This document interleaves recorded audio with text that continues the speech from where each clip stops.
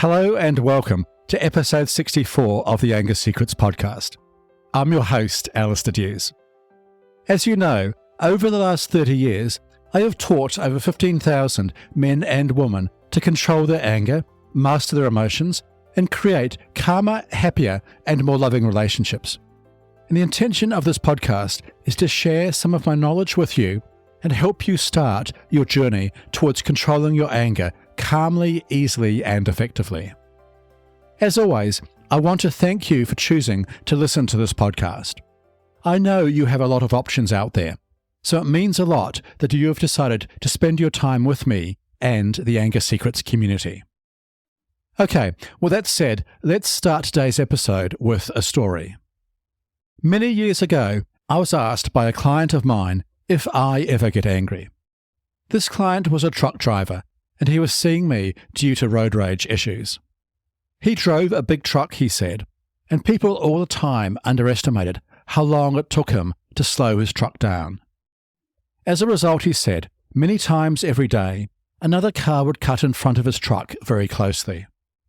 This meant that he had to slam on his brakes, making sure that he did not crash into the car that had just cut in front of him. Understandably, this would usually make him very angry.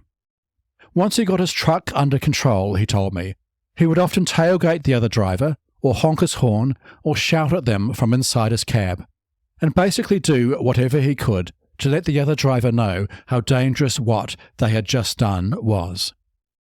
As mentioned, when I was talking to this man, he asked me if I ever get angry.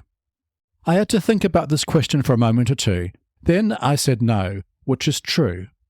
It is actually extremely hard to get me angry, which is perhaps good since I'm an anger management expert and host of a podcast on how to control your anger. So, why don't I get angry very often? One reason I told this man is that it has never been important for me to be right about things. In fact, when I was growing up, at school I was often one of the smartest children in whatever class I was in. As a result, usually any question the teacher would ask the class, I would know the answer to. But I also found out when I was quite young that it was not good to share my answers with the class, especially if I was right. In fact, the more questions I answered correctly, the more I got picked on at school for being a geek or a nerd. So I learnt at a young age that it was best not to be right all the time. In fact, most of the time when I knew I was right, that was good enough for me. I did not need to prove this to others. Of course, there are pros and cons to this dynamic, but it was a dynamic I carried with me into adulthood. In my romantic relationships, for example, I have never felt the need to prove that I am right about something, especially if I know this to be true. In addition, there is an extra dynamic to the point I am making that is worth mentioning. I also know that in any relationship, if I am trying to prove that I am right about an issue, I am also trying to make my partner be wrong about this issue, and that is not a feeling I like very much. I do not enjoy trying to make people I love and care about, or anyone else, be wrong. It just does not feel good to me. So, what do I do instead? Luckily, I always have a plan.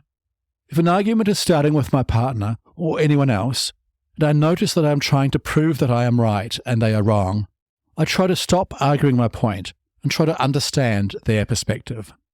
This is slightly easier as I also truly believe that there are always aspects of anyone's thoughts and opinions that are valid, no matter how different they are to mine.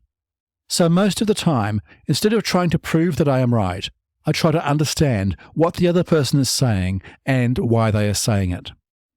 And perhaps not surprisingly, this usually works out better than simply trying to argue for my perspective or trying to be right all the time. Okay, this is essentially what I said to the truck driver who asked me if I ever get angry. The next week, the truck driver came back in to see me again. He had been thinking about what I said, he told me, and it had begun to change his behaviour on the road.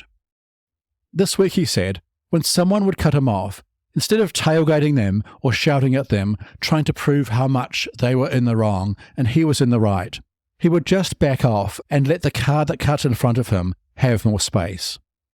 Not surprisingly, he told me, This made him feel calmer and more relaxed instead of feeling angry. It was safer as well, he said. He knew that when he tailgated other cars, he was just one mistake away from a serious accident, and that the consequences of this accident would likely be catastrophic. I hope that this story is useful for you. As I mentioned in the previous episode of this podcast, I see a lot of couples for relationship counselling. When these couples come to see me, they often tell me that they want help to manage conflict and arguments between them more effectively. However, within a few minutes of entering my office, very often these couples are already arguing with each other.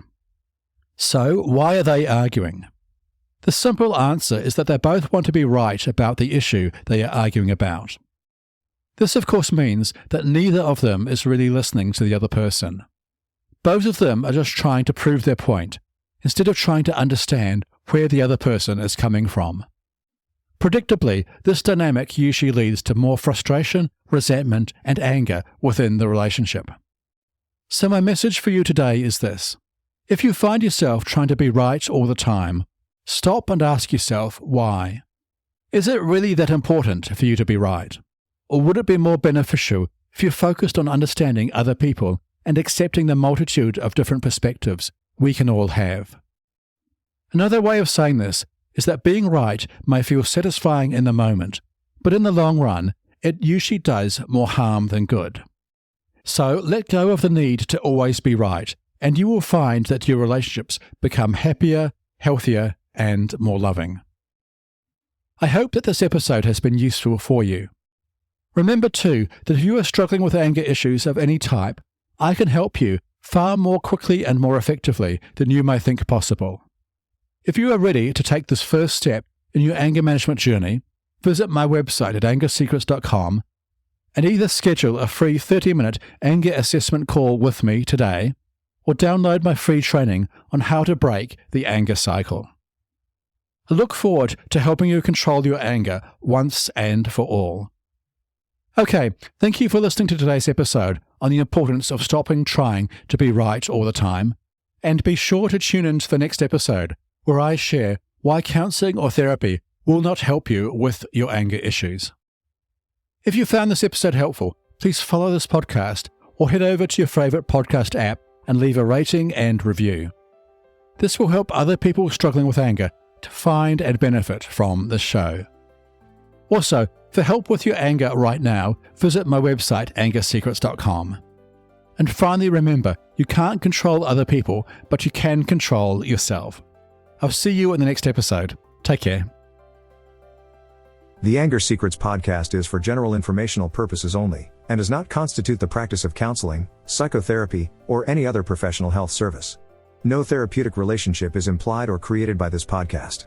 If you have mental health concerns of any type, please seek out the help of a local mental health professional.